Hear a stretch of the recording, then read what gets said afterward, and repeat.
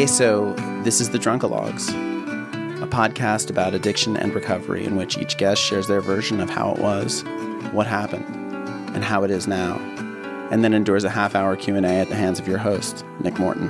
And my very first guest is the writer and director Tommy Swerdlow, who is perhaps best known for his work as the screenplay writer of the hit film Cool Runnings, about the Jamaican bobsled team. And I met him many years after, when I became a producer on his directorial debut, which is called 1,000 Junkies, and is a dark and funny chronicle of his life in Los Angeles during the height of his 20-plus year addiction to heroin. An addiction he miraculously survived and is perhaps better for the experience. After listening to this conversation, you can be the judge. He just finished writing The Grinch, which is the latest iteration of the Dr. Seuss classic. It comes out this November. Here he is, Tommy Swerdlow. I'll give you my version. I don't know. I'm not. Right, no, your version's going to be a little angrier, maybe. No, a little more resentful. No, I don't think a little more. I don't think it'll be anything like that. Yeah, maybe. You want to hear it? Yeah, okay. Tommy should I Swerdlow. just give it? Yeah. Hi, my name's Tommy Swerdlow. I am an alcoholic. I'm an addict, but I say I'm an alcoholic. Anyway, my story is basically that from the time I remember being a kid, I was just drawn to sort of troublesome activities. I like to light matches, set fires, break windows, steal bicycles. I was a little bit of a juvenile delinquent. I grew up in Long Island, and I was, my parents, I like to say this, I always say, my mother was a very, not prominent, I don't know if that's the right word, but a big anti-Vietnam War activist and co-founder of a very well-known movement named called Women's Strike for Peace, and we had medical supplies for the Viet Cong in the downstairs closet to be sent to the Viet Cong. I said at her memorial, when your parents are aiding and abetting your nation's enemy, you really have to step outside the box to rebel. Wow. So I stepped outside the box, you know what I mean, and got the police to the house. But I just wanted to get out of myself. And I'm born in 1962. I'm the youngest by 8 years. And my brother was my hero. He's since passed away, but he was my hero. And he was stony. You know, he was 16, taking mescaline. He was an athlete at first. And I started smoking pot very early. And I just loved the idea of smoking pot. I loved the idea of getting out of myself. I liked when I was 6, I liked getting girls naked, boys naked. I didn't care. I just wanted to make trouble my whole life. I just wanted to make trouble. That's the truth. And then when I got sent to this boarding school, like a half-reformed boarding school when I was 12 and a half, got sent away, and because of stealing candy or something. I don't know. It's just trouble. And at 14, I came back to New York City. My folks moved to the city, and I really found pot in earnest, and I became a pot dealer, stoner, very stony kid. And a funny thing is, I don't know if people know it or not, but there's a play called This Is Our Youth that my friend Kenny Lonergan wrote, or about me and this kid Claude Seaman, where I'm this pot dealer. So, I mean, it became my identity. Sort of, I had this collection of pot, but I really found drugs to be not just something that took me out of myself and my anxiety and my feeling of lack of love and struggling with my mom. Me and my mom had a very contentious relationship, but it gave me like a purpose almost, or an identity. Anyway, I do that for a while. I start smoking coke when I'm 19 and 18, freebasing back when there was freebase, making real trouble. I tried heroin a couple of times, and then I decided I want to be an actor, and I come to Los Angeles, and I decide to be an actor, and I'm an actor, and I'm pretty successful at it. You know, I whatever, and I get married, and I'm still smoking weed, and then I get divorced, and I meet my second wife, and she's like smoking heroin sometimes. And we just start smoking heroin together. It takes about a year. And I become just full on strung out. And I give up acting and I just become a junkie poet. And I go on a 20-year dope run, a 20-year intravenous heroin habit where I'm just a full on junkie. You know what I mean? And I'm working. I become a screenwriter too. I have this weird thing happen where I write this movie that gets successful called Cool Runnings in the middle of it while I'm strung out. And they just start throwing money at me to write these family movies, like Little Giants, like kids movies. And I'm strung out on dope. I have this partner who's kind of fronting for me. And I've got this insane life where I've got money to use and I'm using, man. And it's gnarly. And I go to 20 rehabs. I can't get clean. I mean, I can't get a day. I won't kick. I've got options and I refuse to detox. I won't let myself be in pain. I'm stubborn. I'm willful and I get fat and I get strung out and I look like a pasty raccoon and I'm walking but I'm having, I mean, I don't know if I looked like that when I was working with like Steven Spielberg, but maybe I did. I have no idea. It was just insanity. And then basically, so all this happens. I can't, and I go to meetings, I go to rehabs. I can't get a day. I won't stop. And people are looking at me like, what is wrong with this dude? You know, like people in AA. And then in 2007, I get really sick. I do a shot that goes to my heart. I get a heart valve infection. I get 106 fever. This is the height of sort of heroin delusion to me. I've got 106 fever at certain points when it spikes. And I still think I'm like somehow dope sick. And I should just, if I shoot drugs, I'll feel better. And then I finally like go to the hospital because I'm vomiting and I've got 105 fever for a week. And the woman in there goes, I never forget this. She says to me, they finally do an echocardiogram. And she says to me, Tommy, you're a very, very, very, very, very sick man. And I was like, okay, you have endocarditis. You have a heart valve infection and your heart is literally, your valve, your pulmonary valve is literally, aortic valve, the key one, is literally blown apart kind of by this Pseudomonas infection. And you need open heart surgery or you're going to die. And I don't even know if we can get you. Like you're in trouble, man. Like you're as sick as you can be. So I'm like, oh fuck. So anyway, you know, I'm like, oh, I didn't get away with this. I'm thinking I got away with all this drug use. You know what I mean? Even though I'm like sawing at my leg to break abscesses, I'm thinking I've got it together. You know what I mean? And to pop, you know, anyway, it's so dark. So I get in there. I'm in Cedar. So I go on these intravenous antibiotics for 2 weeks, 3 weeks. I get the open heart surgery. It's unbelievably brutal because I've got such a big drug habit that they can't really medicate me. Or they'll kill me the amount I need. So I'm basically just screaming. Like they sawed my chest in half with a saw, and then I'm just screaming, man. Oh like a kind of pain I can't even express to you. So so I get out. 9 days later, they take me out of intensive care, I mean. And like I'm on the line, they're trying to give me drugs. I'm so out of it. They give me that stuff Michael Jackson took, propofol, which is like this insane drug. And I think I'm in like the tall grass in Vietnam. Like I'm just out hallucinating. I get out of intensive care, and the minute I get out, I eat a kosher meal of spaghetti and meat sauce. Somehow get it down, and I start to bleed internally. And I have a bleeding ulcer, and it won't stop. And I'm start to get overcome with like a hysteria. And it's like people say it's a white light when you're going to die. I'm having the opposite of it. I'm having a black light. And I'm hysterical. And I'm pleading with these people to just knock me out. And they knock me out and I bleed. I wasn't awake for it for 36 hours internally, and they can't stop it. This guy can't clamp it. He actually damages me. Then some woman heroically comes in and stops it. I was given 14 units of blood, twice as much blood as you have in your body over 36 hours in transfusions.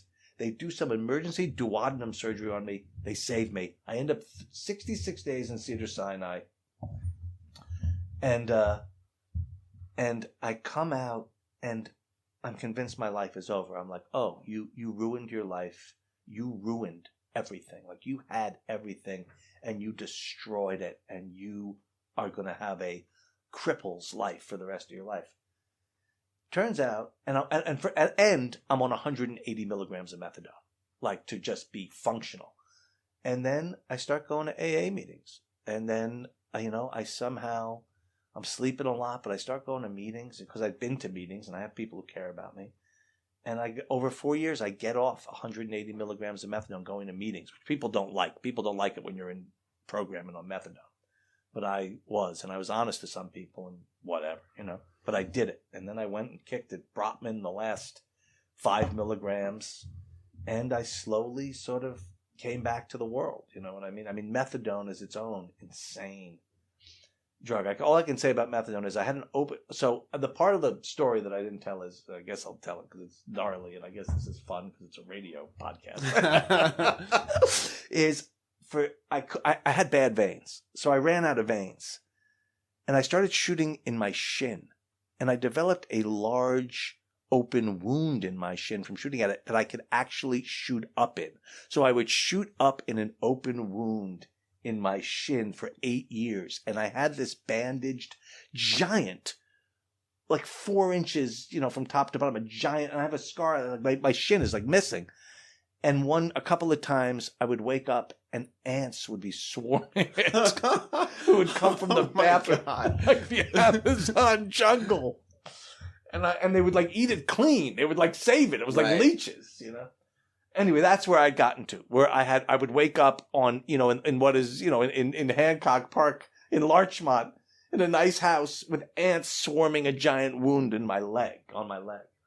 Anyway, that's where my life got to. I got off this methadone, and I got slowly my life came back and my body came back, and now I go to Pilates 4 times a week. It's 10 years ago. It was 2007. It took a while, and I went through some struggles, man. I mean, I went through some real struggles. Like, it's really true what they say about the emotional stunting. Like, I was faced with myself when I got clean, and like, and I'd had this successful screenwriting career, to some level. I mean, and I couldn't make a living. I couldn't get a job, and I ended up making a movie produced by the person sitting across from me at the end, who came in and saved it, that really had a lot to do with it, called 1,000 Junkies, about being a drug addict, sort of the pathetic nature of it. It was kind of an original take. And I did it with 2 other addicts, a friend of mine. One of the kids tragically relapsed and died, was clean when we started, named Blake Heron. And that was a big thing for me, sort of to take the darkness and the horror of it and go back in there and do something with it and make it to art and be clean enough to present that. So that was a big moment for me that happened over the last 5 years. And now I'm sort of got a little bit of work back and my physical health back. And it's kind of an incredible comeback story, in a way. It's funny. I don't think of myself as a disastrous person. It almost seems like, what was that? How did I get there? Like, how could I even go to that place? You know what I mean? And also, how did I get out of it? But that's what it was. And I was really, seriously, from like 1988 to 2007 was deeply compromised by addiction. Just really, it was the total story of my life. Everything else, there was other stuff going on, but the habit came first, which is the way heroin habit specifically, I'm sure alcoholism too. So I feel kind of crazy, grateful, and kind of crazy. I mean, I feel it's hard. Other people see me, like I'll hear other people go, Jesus, what a story, and I'll get it. For me, it's my life. So I don't even feel that different really internally, but I can tell I am. And I don't know, I feel like it was I know something. There was some kind of incredible blessing, all the the facing death, just the depth of the descent, not to be classic about it, but sort of hero's journey style. I mean, to truly go into the pit and somehow get back out. I do feel sort of blessed with a kind of perspective that I know I never would have had. When I came out here as an actor, I got leads in movies that fell through, where I would beat out like Robert Downey Jr., Tim Robbins, all these people.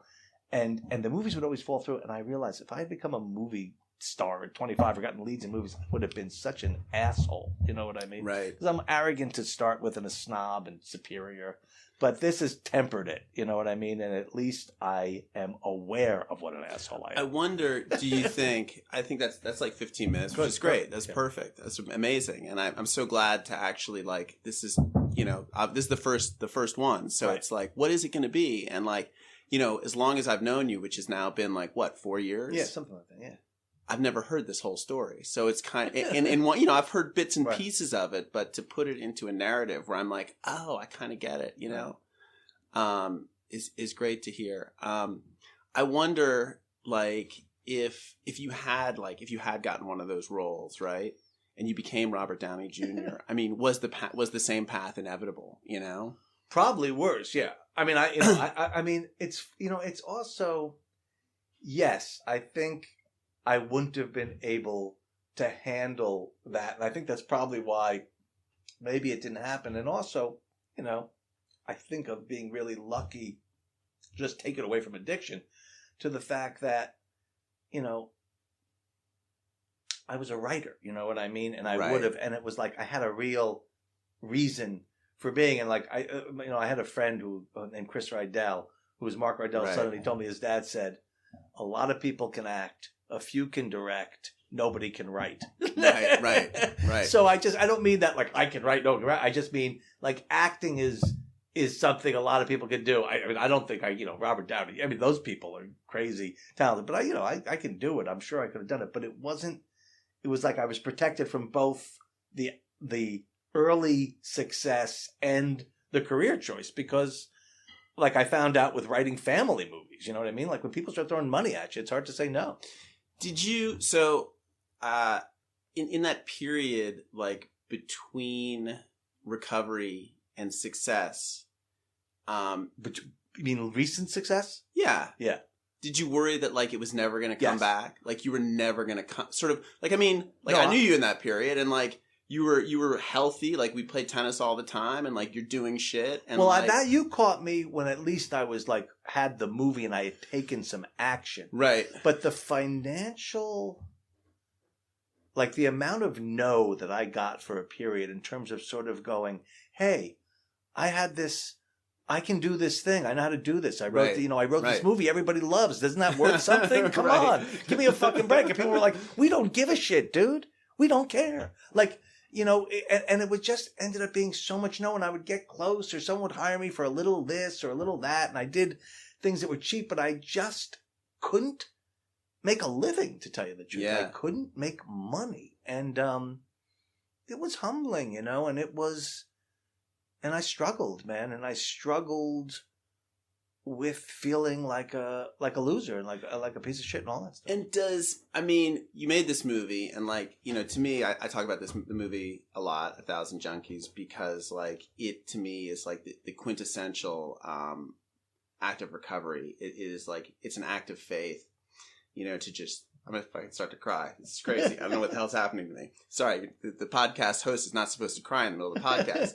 But like the idea that like in recovery you show up day after day, that's an act of faith. And like writing is an act of faith, and sort of doing anything creative is an act of faith. And like, you guys made this movie with like 3 completely unknown actors. You didn't have any money. You didn't have like, you cobbled together this team that showed up every day and made this movie. And like, the movie works. Like the movie, it's a great movie. It's available on iTunes. Amazon Prime. Amazon. We can use your revenue. But I mean, in some weird way, like, I don't know. My perception is like that movie didn't actually change the trajectory of your career, but in some ways it did. It did completely. And how do you, because to me, from as an outsider's point of view, it's like that act of faith. It's like, you bow before your God, and your God delivers for reasons that don't make that don't necessarily, you're praying for this thing, and like he gives you this other thing, and you're like, what the fuck is that for? And, you know, it kind of, from the outside, it looks that way. Like, oh, you made this movie. And like... Well, addiction to me, you know, I had a friend, his name's Jim. I don't know. I think he's still alive. He's old. He would have, if he's, you know, when I knew him, he had 50 years. He was well known and probably has 56 now. Right. And his takeaway from 56 years of sobriety about what this thing's really about was like, he was like, it comes down to only one thing, all of the whole thing for me after 56 years. Am I a victim or am I not a victim? Like, is life happening to me or am I able to say I'm equal to life or happening to life? You know what I mean? Or is shit just, oh, fuck, this is happening to me. And I think that's a big part. What's the answer? I think he was saying he's not, you know what I mean? He was saying victim is like the whole poor me, you know what I mean? And so in the end, you know, to in the face of all of that no and all of that self-doubt and without the subjective world confirming value and validity, you know, with no one going, yes, you're good. Yes, here we'll help you do it, in the face of just a gale of no, to go out every day and go, we're going to tell the story because we have a take and we know what it is, and we don't really know how to make a movie and to direct a movie, which, I mean, there's also a childlike nature to the addict's mindset. And that was our take about addiction. But you have to be an adult to direct a movie because you're in charge. You know what I mean? Or you could be a crazy brat of an adult. I'm sure like lots of people are. But for me to show up for myself and go, I'm worth showing up for, and like this matters enough for me to like be in charge and see this through and finish it, changed my entire sense of everything. Do you think it changed? I mean, you know, can we talk about what you're doing now? I mean, you just wrote the new Grinch movie that's coming out in December and in November. I don't think. I mean, the only reason it had to help with that was because it just made, like, you know, I had a thing, I think, where I was going, hey, man, I'm got talent. I'm worth something. I was like, you know, I'm a younger brother. My brother was a very successful producer. I always grew up sort of, you know, having to, like, as a crazy, wild kid who had talent, but hey, take me serious, you know, hey, you know, and I'm a drug addict. And so it just calmed me the fuck down to have done something, have it work. And look, no one's seen the movie. It's not successful. Some people may like it, some people don't. But to my idea, you know, it took 4 years and I stuck with it and I learned what it was to make the thing. I put a lot of sort of theories and things I'd been thinking about for a long time to the test. But it was a confirmation of a certain kind of adulthood and a certain kind of competency that just chilled me out. And also allowed me to go, that's a real piece of self-expression. So if you need me to write you a commercial movie, my sense of myself is not involved. Let me just be of service to you. You know what I mean? I didn't have to sort of try to get my identity out of a Dr. Seuss movie. And how could you? I mean, that's probably ultimately the... And you still put your piece of yourself in it, but I'm talking about the emotional state. You know what I mean? Because it's got a lot of me, and all the things I do. Of course. But so that was a big blessing, but it was a big, you're right. It was a super sober thing to do, which was with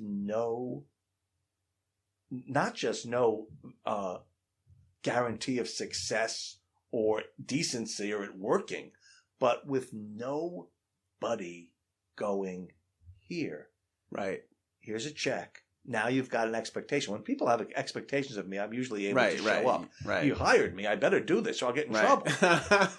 But it's your relationship with your mom playing out in your career. Exactly. But to do it for no other reason than you must tell a story or it means it. That's sort of the anti-junkie behavior, anti-addict behavior. I mean, I woke up this morning.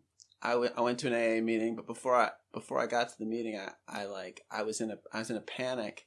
I said in the meeting that I feel like I'm running through I'm sprinting through the forest and it's on fire and I'm just trying to get out before all the trees collapse on me. What's the fire and what is it? Fucking crap. I have no idea. I was like, I can't get out of bed. And then like, I heard the garbage truck on my street and I was like, fuck, I have to get out of bed because if I don't bring the garbage out, then the garbage isn't going to get picked up. My wife is going to yell at me. I'm going to hate myself. And like, I got the garbage out there and I was like, oh, it's a beautiful morning. and I was momentarily relieved of all of that like insanity. And like, you know, and that's just like the lesson of showing up. Like if you can overcome that, like that inhibition and that self-loathing that tells you that you're better served lying in bed, you're better served, you know, feeding yourself drugs, you're better served just dying. Right. You know, if you can overcome that to just like take a fucking step to do something, you're like, oh wow, I have a little bit of self-worth. Right. You know? I go through that every morning. Every morning. I wake up every morning and I have this thought, it's like a headline because I'm also have, you know, grandiose ideas about myself. And the headline always reads, Nick Morton put a bullet in his head. And, you know, not that would, I mean, I'm too afraid of guns and shit to kill myself that way. But like, I definitely like, it does a bullet to my head feels like relief. Okay. So the idea I had when I mean, this has already been better than I ever expected. So like, but you know, in my mind, when I was thinking about this idea, like I just was like, people tell these stories and I'm like, I want to interrupt them to ask them questions. So here are some of the things I jotted down when you were talking. Like, it's interesting because you said like when you talked about drugs and smoking pot that like you found your identity as like a drug guy. Like that was your identity. That was like so where you belonged in the world. And you know, it seems like you've now found an identity that you're comfortable with too, which is this someone who is a creative force who really has something to say. And I wonder if in the between time, were there other identities that felt like, were you ever like, this works for me? No. And the truth is I never really had problems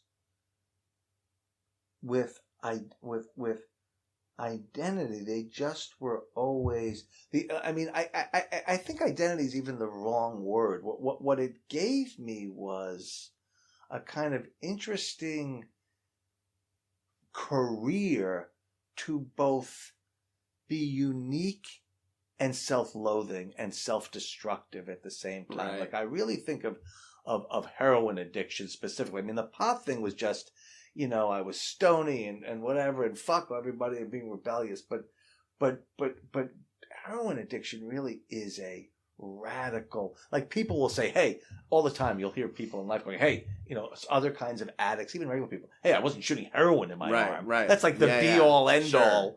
You know what I mean? Of like the worst, like the craziest thing you can do. So if you're a radical person, you know, I've always felt comfort and safety in going, here, I'm going to put myself into sort of the most radical, graphic place I can and sort of, and then from there I'm safe because what can you really say at that point to me? Right. You know what I mean? Right. It's like, it's all the way done. So heroin addiction sort of gives you this radical identity and lets you kind of go, fuck you to the world and fuck you to yourself at the same time, which is like a perfect storm for an addict. You know what I mean? You get everything you could ever want out of that combination. Right.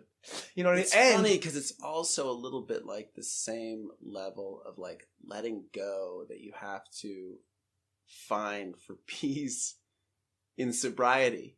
Because it's complete submission. Yeah, you've destroyed everything on some level, and it's like just tells you. I mean, I said, the one time in the thing, one of my things I really understood that about that particular addiction for me was because it went through your system like it did and you'd get sick. Right. Was it structured your life. And if you were a person who had trouble with structure, right. it was such a great structure for your life. It told you what to do. You never had to think. It told you what to do at every minute, man. So, if you don't know how to structure your time, it'll do it for you. It'll just do it to your own death and demise and darkness. But hey, we all need structure, so you'll take what you can get. You know what I mean? Until you finally the biggest thing I would say, more than I've gotten any kind of success, that was a byproduct, and I don't even relate to it that much. I'm happy about it to be able to make a living a little bit, but is I know how to structure my time finally. Yeah. Like I wake up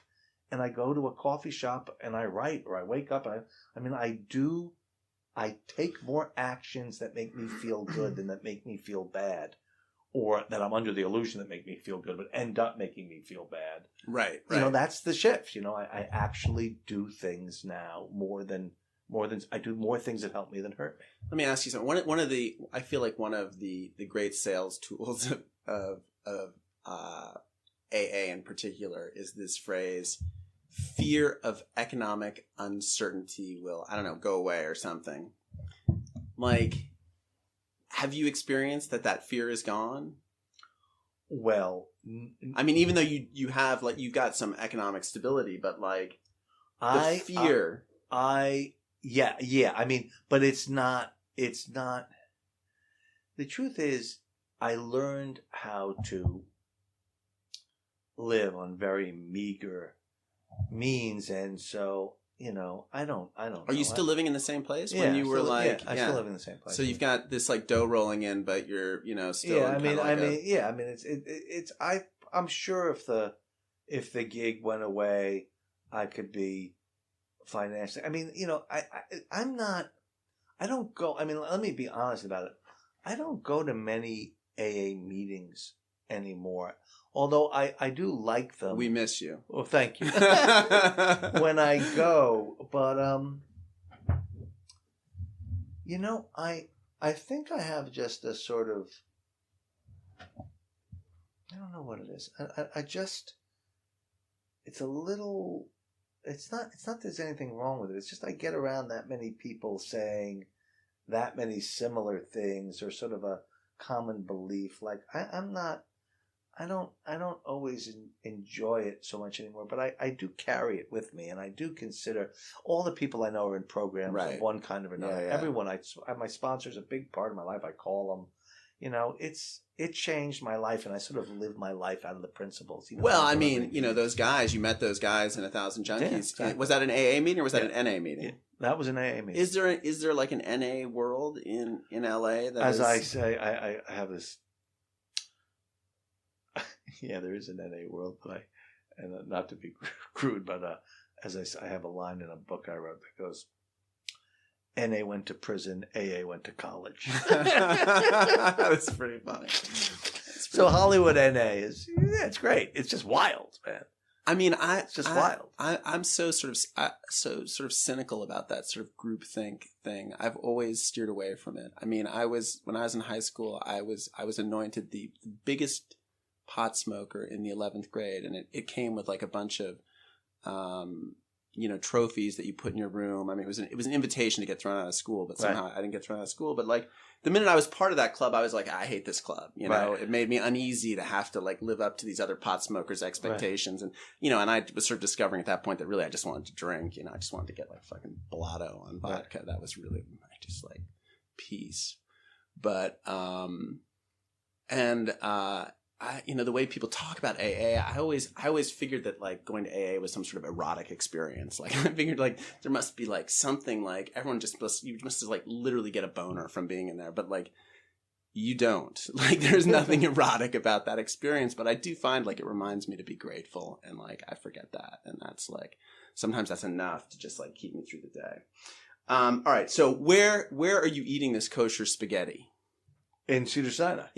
Why is it kosher spaghetti? Because you can order, the kosher meals are better. So you order Oh, really? Yeah, that's amazing. Little tip for anybody going to the hospital. And then, the ulcer, it's in your stomach. Yeah. It's right. I'm bleeding. I mean, to be graphic, I'm bleeding out my ass. Yeah. Bleeding to death. I've been there. Yeah. Unfortunately, when I was in high school, I drank a hole in my stomach, and like I know, Oof, it is a particular thing Yeah. to have blood coming out. Yeah, of it is. It is It like is. you never forget the smell. Frankly, Right. I hate to be gross about it. Right. And then when you're on methadone, like how does that feel compared to sobriety or compared to heroin? Well, compared to heroin, it's just sort of, you're not living that life, but you're pretty spaced out. You're not high like you are on dope, and you're not shooting up. So, because the shooting up becomes as big a drug. Right. The self-mutilation, especially with me and what it becomes as big a high.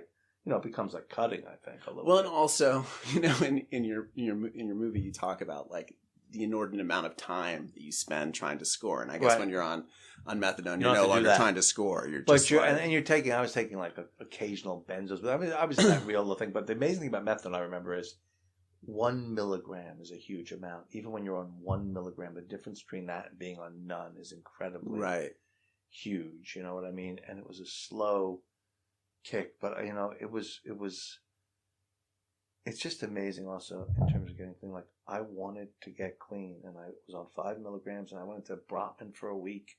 And do they like strap you down in there? No, I mean, how they just kind of reduce it slowly, or all right at once? And I got off, and I was sick for a month, but like I had program, I had friends, and I was ready, and I wanted to, and that was like one of the great AA things that I really believe that I, the slogans I like is, if you're not ready, no one can say the right thing. And if you are, no one can say the wrong thing. You know what I mean? It's fucking true. It's the fucking truth. And the other good AA thing I was thinking about recently is, thank God we get mercy and not justice. Yeah. It's amazing how much mercy you get. Like, sometimes I'm sitting in that room, and I know that you're not that into that room, but like, whatever. No, I like that room. The Friday room? No, I mean, just any of the rooms. Meeting. I like any of the rooms, because it's like they all have different things that make them I like that interesting. Meeting. I mean, that meeting, I've met just some of like I used to laugh that like, I meet like more talented Hollywood people in those like people who would not return my fucking call. Right. Will help me patch my life back together, Right. And that's, I don't know, that's kind of fun. Yeah. Well, I also like AA because it's the one program that I'll go to the meetings and I'm actually able to do what I'm supposed to be doing, as opposed to other programs. Right? I'm like, I'm not allowed to do this. I look at the other programs, like fucking sex addiction or debtors, like fucking debtors and overeaters, and I'm like, how do you? I mean, at least this you just like stop, right? And then you can feel good about yourself. Like, whatever. I spent 4 hours looking at pornography last night, but I wasn't using. So hey, I'm cool. But it's great. I mean, the great thing about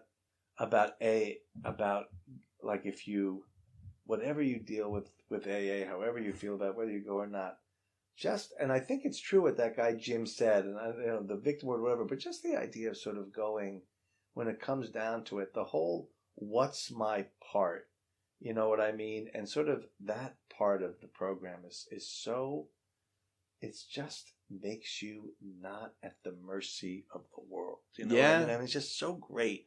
I mean, or if you are at the mercy of the world in the right way, right? You're at you're not in control. But you're not at the mercy of it. It's not this poor done to, and and people aren't killing you. Right?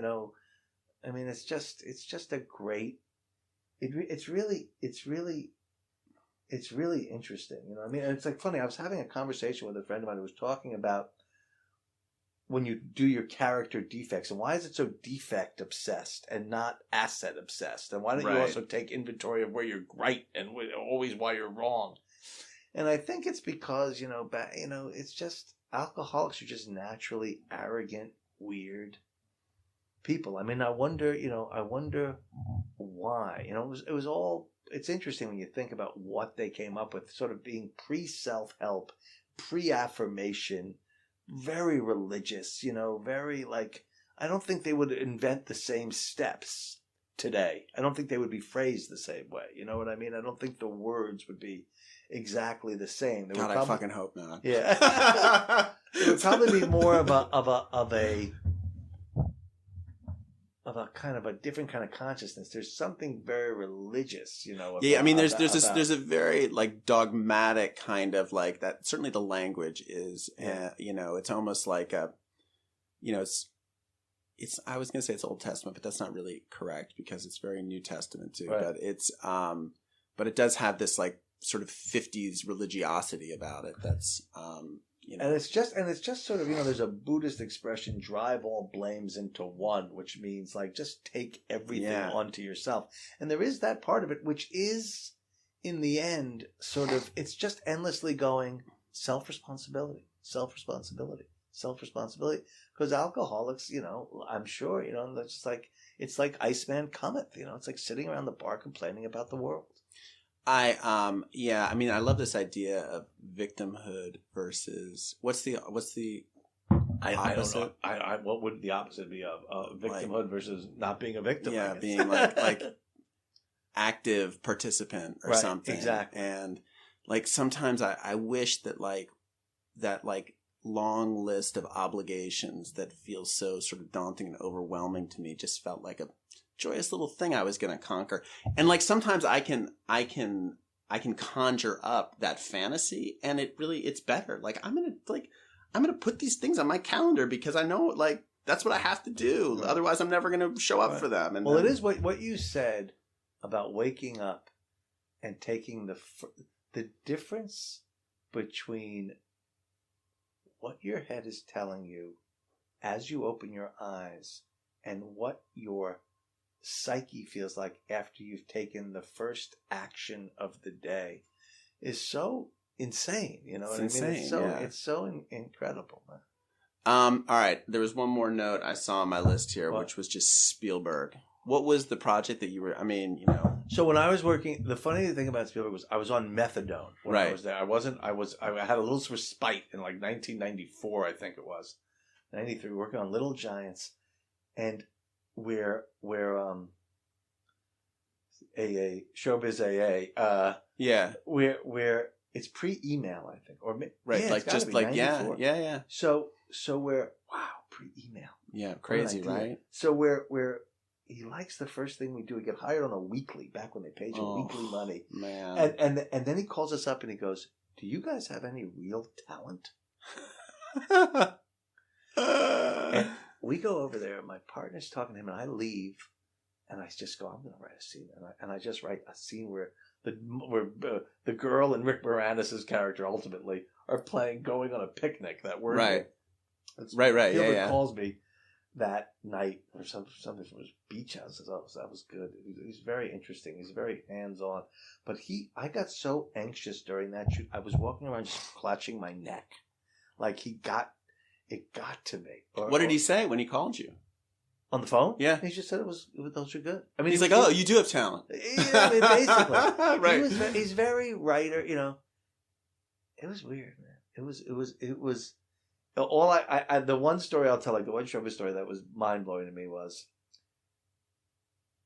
he won all those awards, Academy Awards for Schindler's List, and then came in 9 a.m. the next morning for a Little Giants story meeting. Right. Where he was the fucking producer. I was like, oh.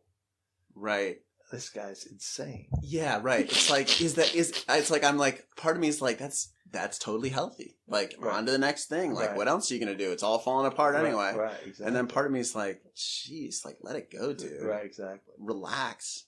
Yeah. Get a massage. All right. Spielberg's there was one other thing. What? On my, he's the penultimate? Well, whatever. I just started thinking about the notes that I made. It might, who knows? Maybe we'll cut out of this after the first 20 minutes because it was so interesting. But like, definitely getting longer now. But you can edit. Yeah, but it's I don't really want to edit this. I hope I never, just because I'm lazy. But the shooting into the wound, that's sort of like just on like a technical Oh, a technical, not a metaphoric level? Yeah. No, I mean, maybe we'll find something metaphorical in the exploration of it. It simply was like open flesh, and if for whatever reason, it felt like you were shooting up in a vein. Like the wound, there was enough of exposed blood vessels or whatever, it gave that your body would absorb it. In that quick way. And like when you're shooting, like I never got a chance to do heroin. Right. I was invited to do it by these two sort of crazy girls I went to college with who were like super sexy, and I was in love with both of them. Right.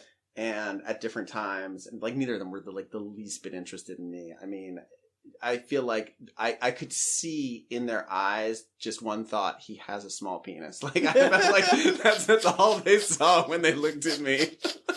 But they were partiers, and like they introduced me to coke when I was in college. I'd been doing like booze and LSD and stuff, but like coke was a different kind of drug. And but they called me and invited me to do heroin with them, but I was asleep and I missed the call. I didn't get it till later that night, and they said they both had like a miserable time. They just like sat on the toilet the whole time. Right. But so when you're that's a preview of explaining why I don't know anything about shooting drugs. And so if you miss the vein, which we talk about in the movie, you guys are talking about a lot in the movie, like can you can tell that you've missed the vein? Yeah. Because you can feel it on the needle, or you can feel it in your body. Well, no. First of all, it blows up. Oh, it hurts. Yeah. I mean, because it doesn't want to be in there. And second of all, you can't, when it doesn't, what happens is you get blood in the needle. Right. So that's how you know. So sometimes you'll miss because you're like, got the thing out to the, the vein. Right. You got most of the needle out. I mean, there's a lot of art to it, but yes, you can miss. And also you can muscle the shit, but like people don't shoot in veins, and that's its own. And how because like when I muscled it here and I have this mark from an abscess, I have to have a surgery. I mean, yeah, because like when they give me the flu vaccination, they're not looking for a vein. They're just like stick it in me somewhere. It's filthy. I mean, especially black tar, So so you want it in your vein or you don't? You do, as opposed to, because it'll just get circulated in the blood, as opposed to being like, just a big bunch of poison running through. I mean, at least your body will sort of filter it out. There are times when I think about it. I was saying to TJ, I've said to him, I said, it's like, it's one thing to go to the CVS and buy a bottle of booze, and go home and pour a glass, to have to call a guy, meet him in some fucking weird ass neighborhood in an hour, give him a bunch of money, take the shit you've bought illegally in some weird place home, put it in a spoon, get a medical syringe, cook it, pull it up through a fucking cotton, and then shoot it into your body. What's the cotton for? To get the impurities out. Oh, right. I mean, it's just such a radical thing to do. It's just so serious. What a thing to do. I mean, it's got so many steps to it. It's like, it ain't just a simple thing. It's so major, man. When I would buy coke, generally, you go on some, there's some little adventure involved in going to get coke, and usually you're fucking having fun and it doesn't really matter, and there was a rush to it. Like I would be as gacked up from the excitement of getting the coke as finally fucking doing it. Right. I suppose as a heroin addict that goes away. Like there isn't that same, though in the no, there is. There's the hunt remains fun. Well, it's the movie, like that's the big thing about it, is how viscerally compelling sickness and wellness and the desperation. Yes, it can get boring, but it's sort of endlessly. That's what we were trying to show, that it was kind of life and death exciting, like being in battle. I mean, as opposed to being dull, like drinking is, because drinking is just, it's not as much of a quest and to get it and all that stuff. But in general the thing that really keeps you going is how sick you get when you don't have it. So the other thing you talked about a lot was just like how long it took you to, if you hadn't gotten sick, do you think you ever would have kicked? No. I don't know. I don't. Yeah. I mean, I would have just died. I mean, it's also radical, you know. I mean, just the idea of a drug, like you can drink yourself to death, but it's not drink like shot to shot glass of like this is the shot glass. Like there's always a chance I'm going to die from this shot of bourbon. I mean, the idea that you would just shoot drugs in your body that are famous for killing people. And it's just it's a radical, it's a real mindset of sort of it's to me it's sort of the ultimate, it's the ultimate. I mean, the devil could never have come up with anything better than something that at first feels so good that makes you physically addicted and that you have to have and runs through your body like sand. I mean, it's just like sand through an hourglass. I mean, it's just crazy. It's just such an interesting, it's such a great way to hate yourself. You know, it's such a perfect, like I said, to both feel like you're sort of rebellious and self-loathing. It is the height of delusion. You know what I mean? That's the painful thing about it. Yeah, but I mean, the crazy level thing, of delusional of how. And the way it takes over your life, man. And I'm sure drinking does too. It's interesting. Like, you know, I wrote that piece about Bourdain that some people really like. Some people really got pissed about. No, I thought. I mean, it made a lot of sense to me. Yeah, got pissed about. But the interesting thing about him is just the vengeance. Like, and he might be just doing it for the show. But the way he talks about booze, that one where he's in South America and he gets 10 of these drinks. You know what I mean? Just the idea of the way someone who's serious about their drugs does them. You know what I mean? Totally. I mean, that's a radical thing. And there's one where him and Darren Aronofsky pull over in like some Buddhist thing and make this alcohol out of something.